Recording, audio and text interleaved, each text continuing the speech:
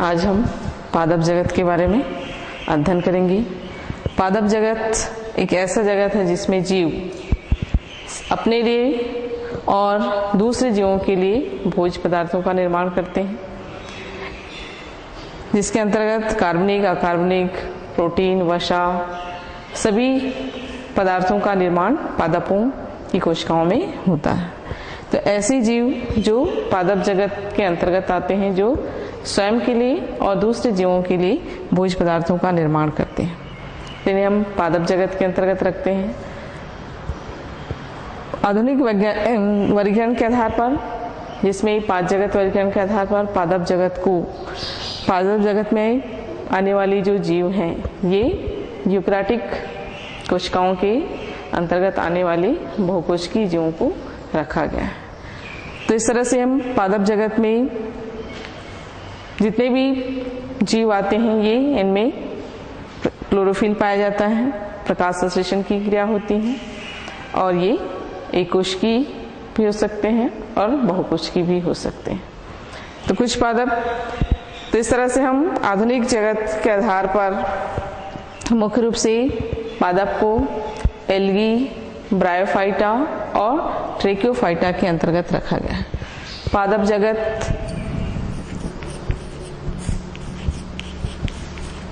जगत का वर्गीकरण जब हम देखते हैं तो इन्हें 3 समूह में बांटा गया है। सबसे पहले एल्गी, दूसरा ब्रायोफाइटा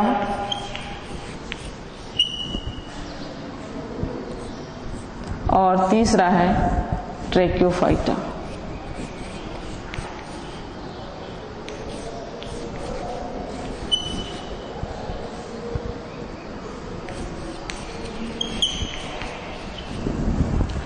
तो ट्रेकियोफाइटा, जिसके अंतर्गत संवहनी पादप और ब्रायोफाइटा, ये 2 समूह में संवहनी पादपों को रखे गए।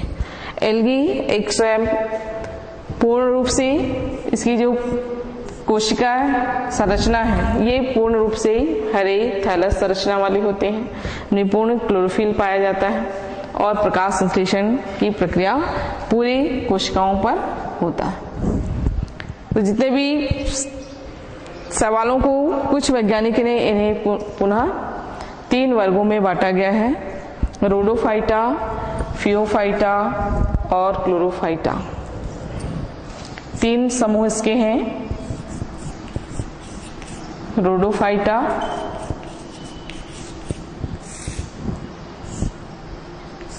फियोफाइटा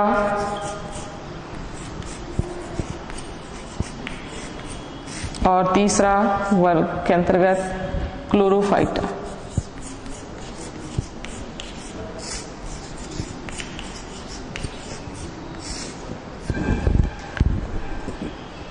तो इस तरह से इसमें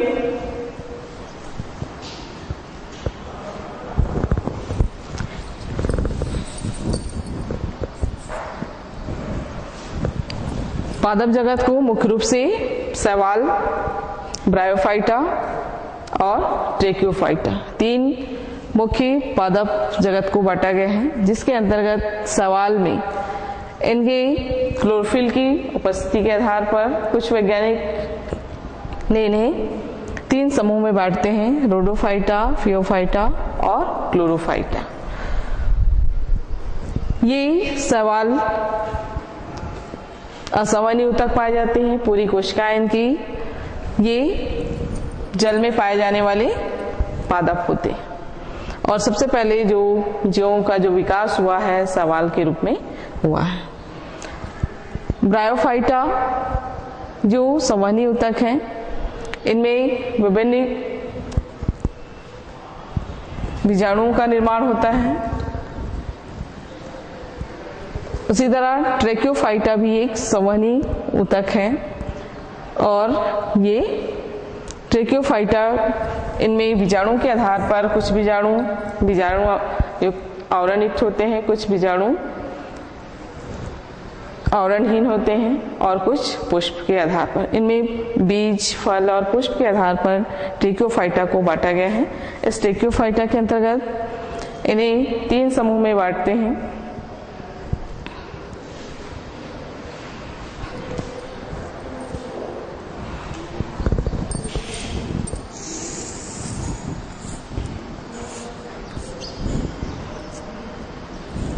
टेरिडोफाइटा,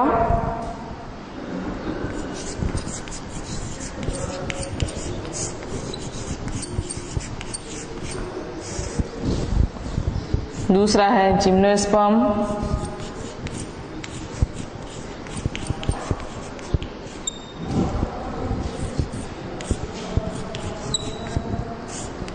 और तीसरा है एंजियोस्पर्म।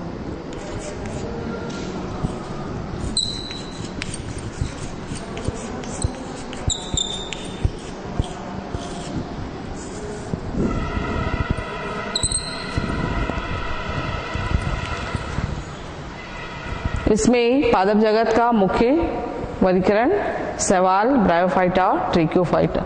शैवाल और ब्रायोफाइटा थैलस रचनाएं होती हैं जिनमें जड़ तना पत्ती में विभेदित नहीं होता।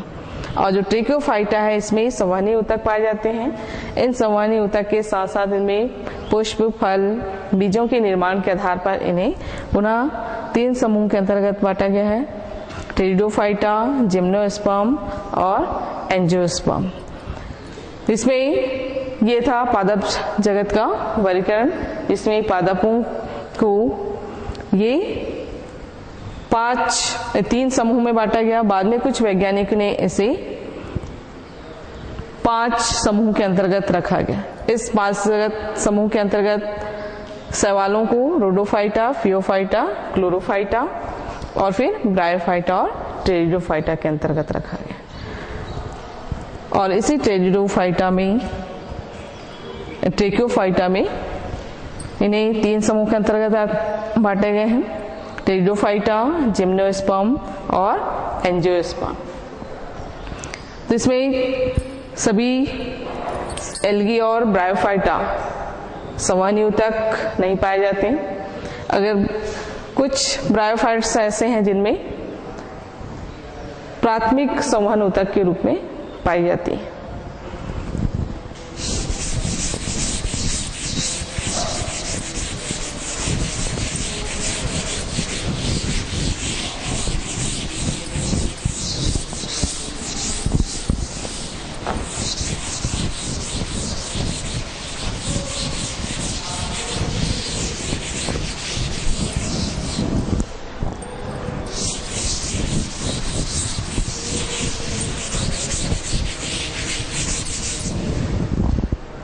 पादप जगत में सबसे अधिक, बहुत अधिक पादप की संख्या की विभिन्न जातियां इसमें पाई जाती हैं। पादपों की जो संवहनी ऊतक वाली पादप हैं, ट्रेकियोफाइटा, इसमें जिम्नोस्पर्म, एंजियोस्पर्म और टेरिडोफाइटा, ये 3 समूह हैं जो सभी संवहनी ऊतक इनमें पाए जाते हैं। और ये विभिन्न रूप से, कुछ पुष्पी पौधे हैं। पुष्पी पौधे के अंतर्गत सभी एंजियोस्पर्म प्लांट आते हैं जो बीजों का निर्माण, फसलों के लिए उत्पादन करने वाले पादप आते हैं इसमें। और इनकी जो लाइफ साइकिल होती है 2 चरणों में पूर्ण होती है, युग्मक और स्पोर्स के रूप में। तो जितने भी ट्रेकियोफाइटा के अंतर्गत आने वाली जो समूह हैं, टेरिडोफाइटा, ब्रायोफाइटा, ट्रेकियोफाइटा के अंतर्गत आने वाली टेरिडोफाइटा, जिम्नोस्पर्म और एंजियोस्पर्म। तो अपुष्पी पादप टेरिडोफाइटा है। फिर जिम्नोस्पर्म, ये भी अपुष्पी पादप होते हैं, पुष्प नहीं होते। इनमें स्पोर्स, स्टैब्लिस बीजाणु का निर्माण होता है। इसमें स्पोर्स जो बनते हैं स्टैब्लिस के अंतर्गत बनते हैं। कोन में, इनमें कोन के द्वारा स्पोर का निर्माण होता है।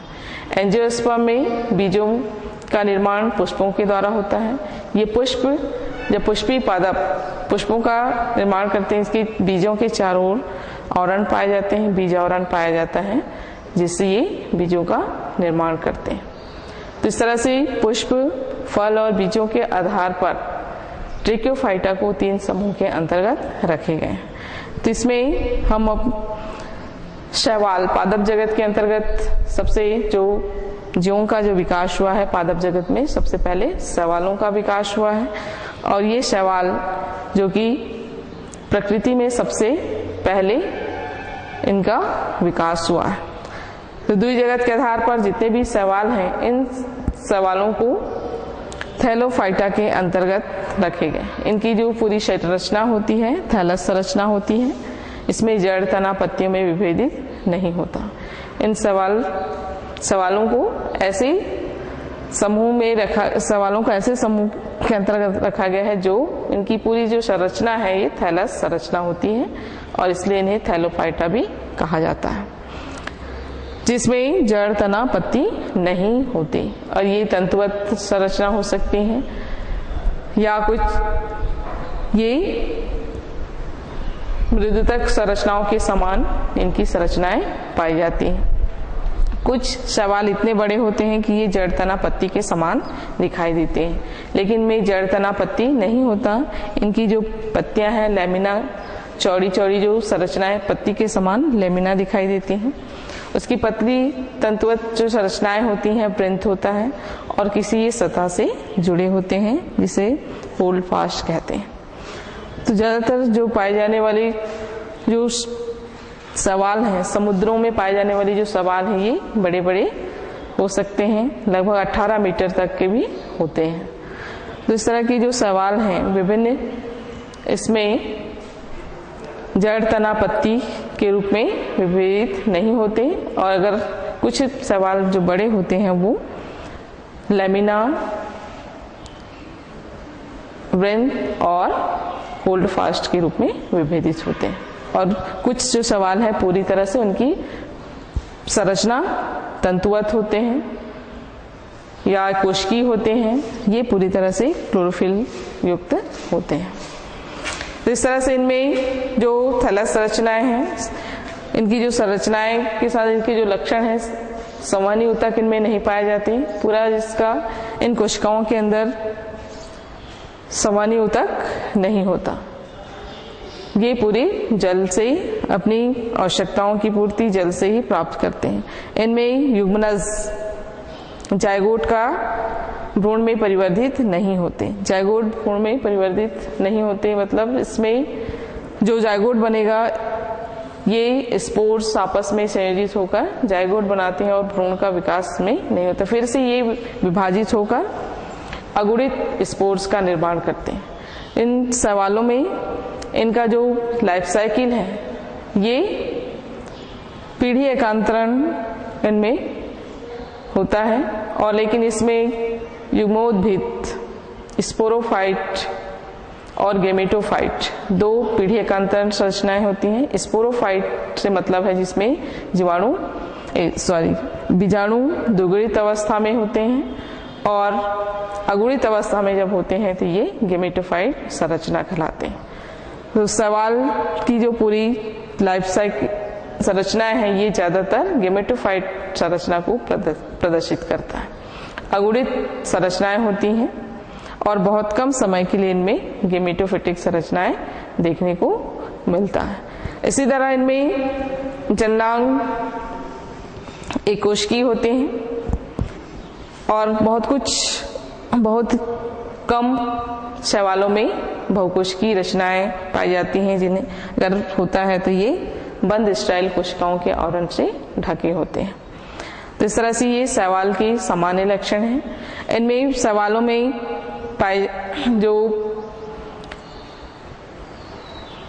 लैंगिक विधियां हैं, प्रजनन की विधियां, जिसके अंतर्गत मुख्य रूप से लैंगिक वर्धी प्रजनन, अलैंगिक प्रजनन और लैंगिक प्रजनन 3 विधियों से होता है। वर्धी प्रजनन के अंतर्गत शैवाल समान रूप से विभाजित होकर खंडन विखंडन के द्वारा नई कोशिकाओं का निर्माण करते हैं। अलैंगिक प्रजनन विधि के अंतर्गत, जिसमें विभिन्न शैवाल ये स्पोर्स के माध्यम से नए शैवालों का निर्माण करते हैं। नया शैवाल के अंतर्गत जैसे कि जो स्पोर्स, एंडोस्पोर्स, कोशिका के अंदर ये विभिन्न परिस्थितियों में ये एंडोस्पोर्म का कोशिका के अंदर बनता है। एंडोस्पोर बनने के बाद जब कोशिकाएं प्रतिकूल अवस्था में आती हैं तो फिर से स्पोर्स बाहर आकर शैवाल का निर्माण करते हैं। हिप्लेनोस्पोर्स, आर्टोस्पोर्स, एक्नेट्स, सिस्टस, पामेला, इन विधियों के द्वारा ये अलैंगिक प्रजनन इनमें पाया जाता है। लैंगिक प्रजनन इनमें आइसोगेमस, एनआइसोगेमस और ओगेमस टाइप में होता है। आइसोगेमस जिसमें लैंगिक विधि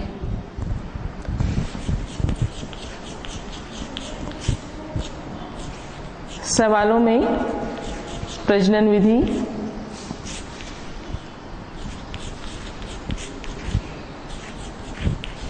तीन विधियां हैं, जिसमें पहला है वर्धी प्रजनन, दूसरा है अलैंगिक,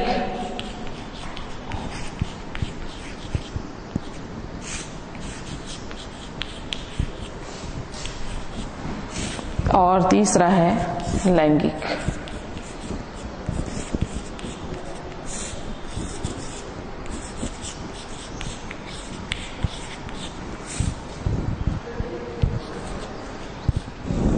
इस तरह से शैवाल में जो प्रजनन की विधियां हैं, वर्धी प्रजनन जो कि सामान्य रूप से समसूत्री विभाजन के द्वारा विखंडन के माध्यम से ये टूटकर नए शैवालों का निर्माण करते हैं। अलैंगिक प्रजनन विधि में विभिन्न स्पोरोस के निर्माण से, जैसे कि जूस्पोर,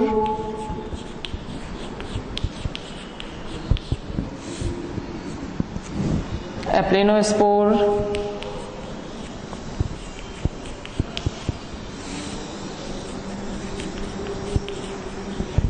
एंडोस्पोर,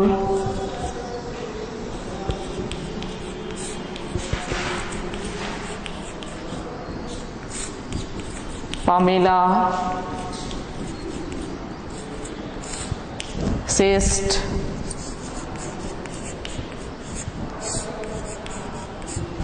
आदि इन विभिन्न स्पोरों के द्वारा नए शैवालों का निर्माण होता है। इसी तरह लैंगिक प्रजनन विधियों में मुख्य रूप से तीन विधियां इसके द्वारा होता है। लैंगिक प्रजनन वह प्रजनन विधि है जिसमें दो युग्मकों की आवश्यक होती है। दो युग्मक आपस में संयोजित होकर जायगोट बनाते हैं और तुरंत ये जायगोट विभाजित होकर फिर से हैप्लॉइड स्थिति में आ जाते हैं, अगुणित अवस्था में आते हैं और फिर नए शैवालों का निर्माण करते हैं। लैंगिक प्रजनन की विधियां हैं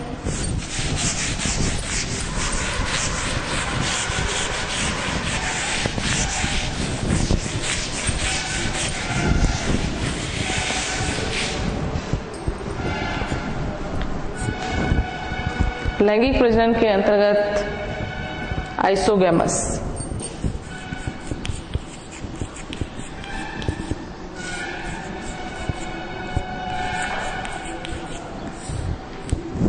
आइसोगेमस जिसमें सामान्यतः ये दो सामान्य आकारिकी वाली युग्मक संयुक्त होते हैं और संयुक्त होकर नए जायगोट का निर्माण करते हैं और जायगोट से फिर नया शैवाल का जायगोट विभाजित होकर पुनः नया शैवाल का निर्माण करता है। आइसोगेमस प्रकार की जो कुछ शैवाल हैं जैसे कि यूलोथ्रिक्स,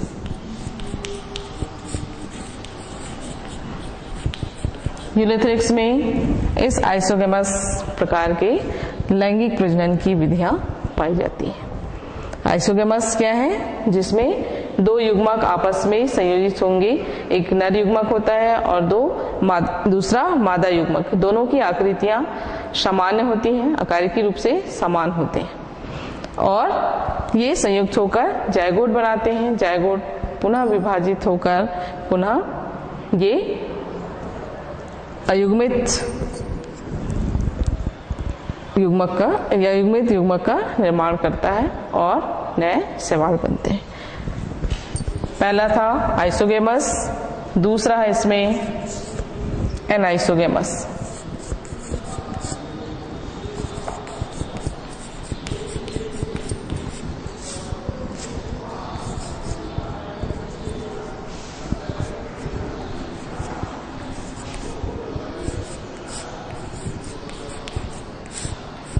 एनाइसोगेमस में दोनों अलग अलग हो सकते हैं, दोनों अलग अलग होते हैं जो आपस में संयोजित होकर ये नए जायगोट का निर्माण करते हैं। जायगोट विभाजित होकर पुनः ये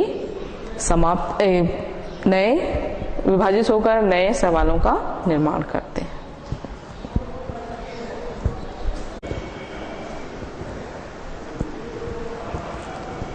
तो हम लैंगिक जनन के बारे में अध्ययन कर रहे हैं, जिसमें आइसोगेमस में दो युग्मक समान होते हैं और आपस में संयुक्त होकर जायगोट का निर्माण करते हैं। जायगोट कुछ समय के लिए ये विश्रामावस्था में रहते हैं।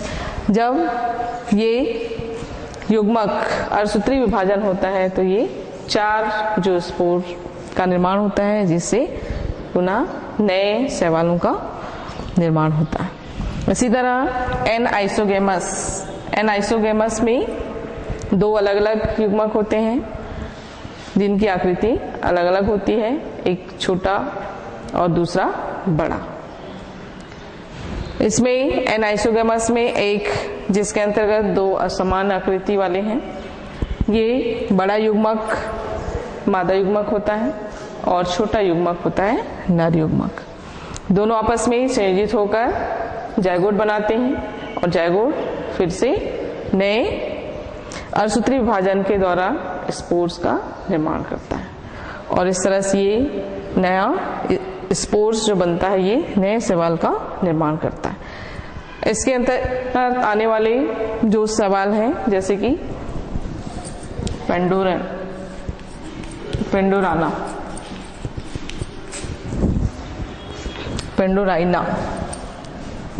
पेंडोराइना, ये एनाइसोगेमस टाइप के इसमें लैंगिक प्रजनन विधि होता है। तीसरा है ऊगेमस टाइप।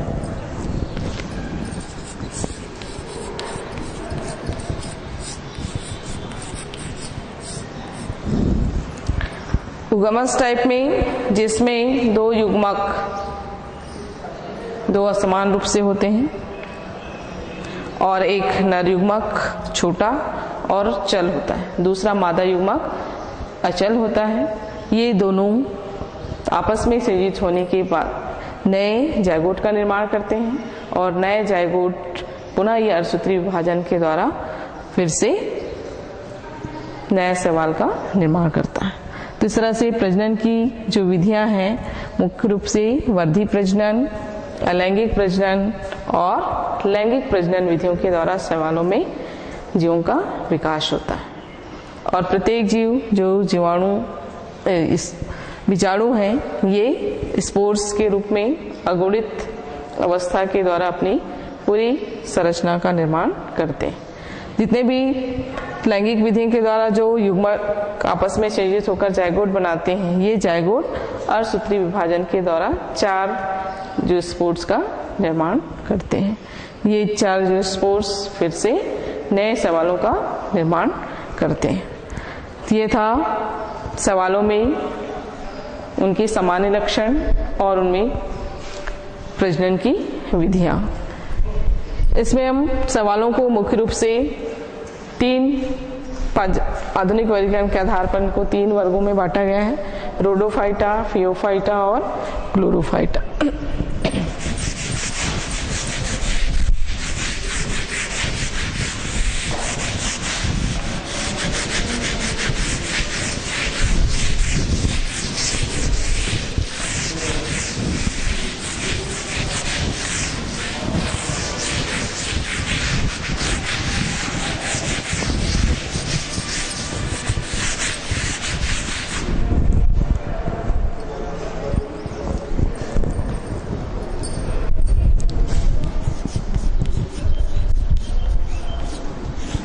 सवाल एल्गी को मुख्य रूप से 3 वर्गों में बांटा गया है। पहला है रोडोफाइटा,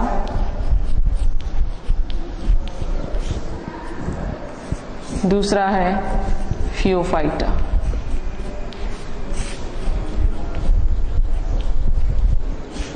और तीसरा है क्लोरोफाइटा।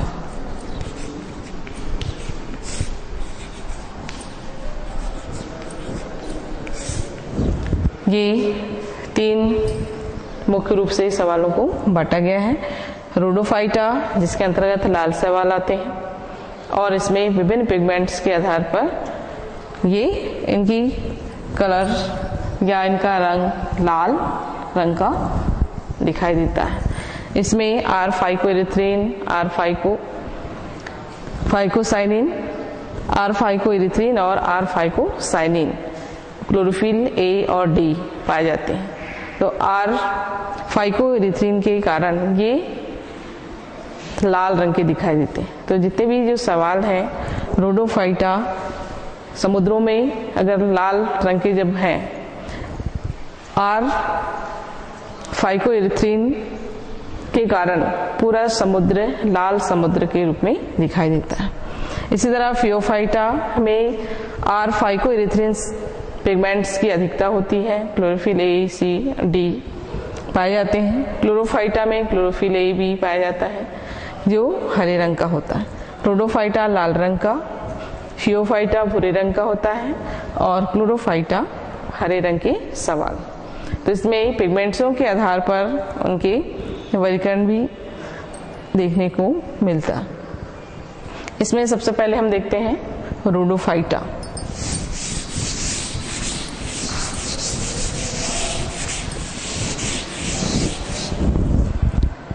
तो रोडोफाइटा ये एक समुद्री सवाल है। इनकी लगभग 5000 जातियां समुद्रों में पाई जाती हैं। ये मुख्य रूप से इनमें फाइकोइरिथ्रिन जो पिगमेंट्स पाए जाते हैं, वर्णक पाए जाते हैं, आर फाइकोइरिथ्रिन, आर फाइकोसाइनिन,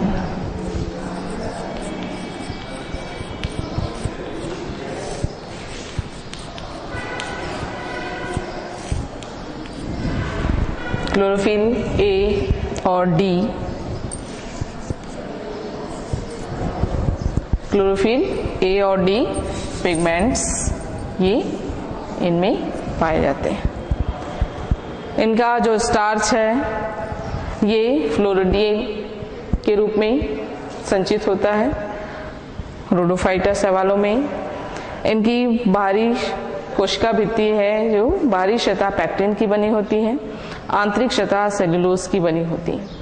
इसमें कुछ संयुक्त संरचनाओं के रूप में पेट के समान रचनाएं पाई जाती हैं। पॉलीसाइफोनिया में ये पेट के समान संरचनाएं दिखाई देते हैं। इनकी कुछ जातियां जो कि बहुत अधिक लंबे घास के समान सवाल जो होते हैं 3 इसमें दिखाई देते हैं, जो लंबी संरचनाओं के रूप में बड़ा भाग जो तना के समान, पत्तियों के समान और कुछ छोटी वृंत के समान और किसी सतह से चिपके होते हैं, तो ये होल्ड फास्ट कहलाते हैं। तो इस तरह से कुछ जो समुद्री सवाल हैं बहुत अधिक लंबे होते हैं, किसी सतह से जुड़े रहते हैं। इनमें रोडोफाइटा के अंतर्गत आने वाली जो कुछ सवाल, इनमें पाई जाने वाली प्रजनन की विधियां, रोडोफाइटा में पाए जाने वाली जो सवाल हैं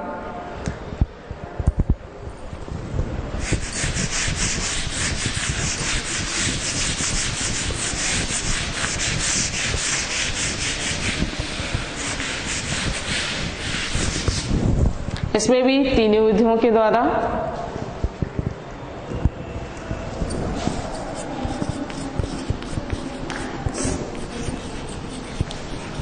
प्रजनन विधि के अंतर्गत वर्धी प्रजनन,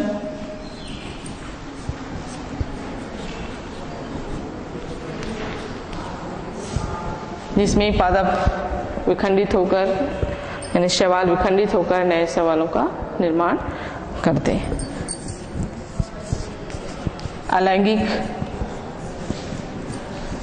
अलैंगिक विधियों में स्पोर्स के माध्यम से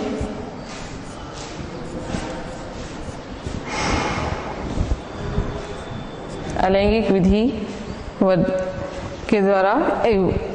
विधि में स्पोर्स के द्वारा नए शैवालों का निर्माण होता है। तीसरा इसमें लैंगिक विधि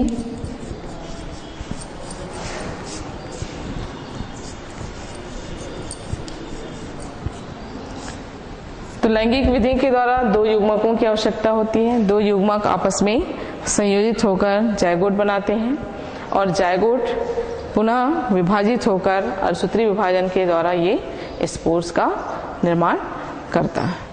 तो इस तरह से हम रोडोफाइटा में पाए जाने वाली जो सामान्य रूप से जो लक्षण है, ये समुद्री शैवाल हैं जो अधिकतर आर फाइकोरेथ्रिन, आर फाइकोसाइनिन के कारण ये लाल क्लोरोफिल ए और डी इनमें पाई जाती है। आर फाइकोएरिथ्रिन सबसे अधिक होने के कारण वह लाल दिखाई देता है और जिन क्षेत्र पर जो गहराइयों पर पाए जाने वाली जो शैवाल है रोडोफाइटा, ये प्रकाश की अनुपस्थित होने के कारण वह क्षेत्र लाल होता है। और कुछ ऐसे शैवाल हैं जो समुद्री सतह पर जहाँ पर प्रकाश उपस्थित होते हैं यानी प्रकाश संश्लेषण की क्रिया होती है, फाइकोसाइनिन पिगमेंट्स की अधिकता होने के कारण वह हरा दिखाई देता है। तो दोनों तरह के समुद्री जो रोडोफाइटा शैवाल हैं ये समुद्र में पाए जाते हैं। इनमें मुख्य रूप से जो स्टार्च के रूप में जो संचित है क्लोरिडीन के रूप में संचित रहते हैं। इनमें तीनों विधियों के माध्यम से लैंगिक, अलैंगिक और वर्धी प्रजनन तीनों विधियों के द्वारा जीवों में प्रजनन पाई जाती है। पॉलीसाइफोनिया ये पत्ती के समान रचनाएं होती हैं जिसमें इनकी संरचना जो है कुछ शैवाल इनकी संरचनाएं देखते हैं जिसमें अत्यधिक संयुक्त होने के कारण ये एक पैरेनकाइमेटस संरचनाएं के रूप में दिखाई देती है।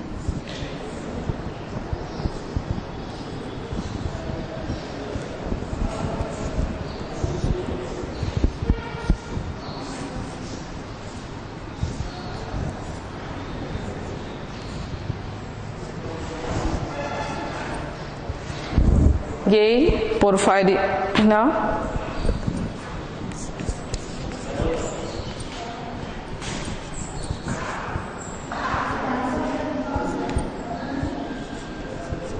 पोरफायरिना की संरचना जो कि ये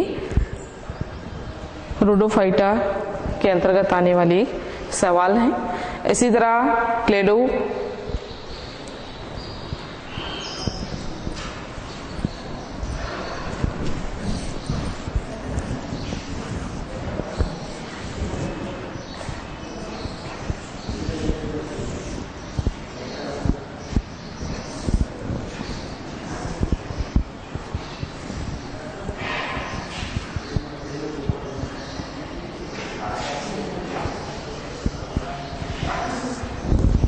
किसी एक होल सतह से कॉन्ड्रस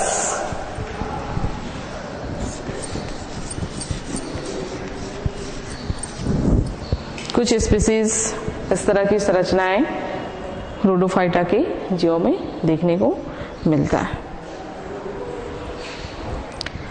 तो इस तरह से हम शैवाल के एक वर्गीकरण के रूप में पहला देखें रोडोफाइटा। पूरी तरह से ये लाल शैवाल होते हैं और पिगमेंट्सों की अधिकता के कारण ये लाल दिखाई देती हैं। ये भी प्रकाश संश्लेषी होते हैं, प्रकाश संश्लेषण की क्रिया करते हैं, भोजन का निर्माण करते हैं। इसके पहले हम पादप जगत के विभिन्न वर्गीकरण के आधार पर मुख्य रूप से पादपों को कितने वर्गों में बांटा गया है तीन वर्गों के रूप में सवाल, ब्रायोफाइटा और ट्रेकियोफाइटा। तो सवाल जो कि सबसे पहले पादप का विकास हुआ है, जो जल में विकसित हुए। जल में विकास के दौरान सबसे पहले सवालों का विकास हुआ है। उसके बाद ब्रायोफाइटा का विकास हुआ, जो ब्रायोफाइटा और टेरिडोफाइटा के बीच के, सवाल और ट्रेकियोफाइटा के बीच का समूह, जो एक उभयचर के समान भी होते हैं, क्योंकि ये जल और स्थल दोनों में इनकी आवश्यकता होती है। स्थलीय पादप है, इनकी भी ये ब्रायोफाइटा की जो संरचना है ये थैलस संरचना होती है, जड़ तना पत्ती में विभेदित नहीं होता। ट्रेकियोफाइटा की जो संरचना है वह संवहनी ऊतक होते हैं, जिसमें संवहन ऊतक के कारण ये बड़े बड़े वृक्ष के रूप में पाए जाते हैं। और ट्रेकियोफाइटा को मुख्य रूप से हम तीन समूह के अंतर्गत वर्गीकृत करते हैं, जिसके अंतर्गत टेरिडोफाइटा, जिम्नोस्पर्म और एंजियोस्पर्म। ये फल, पुष्प और बीजों की संरचनाओं के आधार पर इनका वर्गीकरण किया गया है। और जो सवाल हैं, सभी सवाल पूर्ण रूप से थैलस संरचना होती हैं। पूर्ण रूप से इनकी जो कोशिकाएं हैं उनमें स्टार्च उपस्थित होते हैं। और उनकी जो प्रजनन विधियां हैं, ये तीनों विधियों से सवालों में प्रजनन की विधियां पाई जाती हैं। वर्धी प्रजनन, अलैंगिक प्रजनन और लैंगिक प्रजनन। और इस तरह से उनका जो लाइफ साइकिल है, जीवन चक्र है, ये गेमेटोफाइट संरचना के रूप में पूर्ण होता है। ये अयुग्मित संरचना के रूप में पूर्ण करते हैं। इनकी जो स्पोर्स है, ये जब अगुणित अवस्था में आते हैं उसी समय ये अंकुरित होकर फिर से नए सवालों का निर्माण करते हैं। सवालों का महत्व सबसे अधिक भोजन जीवों के लिए, भोजन निर्माण के लिए होता है। कुछ सवाल ऐसे हैं जिसका उपयोग ये कुछ कार्यों के लिए, औद्योगिक क्षेत्र में, जैसे कि अगर निर्माण के लिए अगर जिलेडियम नामक सवाल से प्राप्त किया जाता है। अगर सॉल्यूशन जो तैयार किया जाता है औद्योगिक क्षेत्र पर, ये जिलेडियम से प्राप्त होता है। और कुछ सवाल जो भोज्य पदार्थों को सुरक्षित रखने के लिए भी इनका उपयोग करते हैं। तो इस तरह से ये कुछ सवालों का इमल्सिफाइंग के लिए भी उपयोग किया जाता है। और ये रोडोफाइटा के समूह के अंतर्गत आने वाले सवाल हैं। जिलेडियम से अगर पदार्थ प्राप्त करने के लिए औद्योगिक स्तर पर सबसे अधिक इसका उपयोग किया जाता है। तो इस तरह से हमारा रोडोफाइटा का टॉपिक यहीं पर समाप्त होता है। धन्यवाद।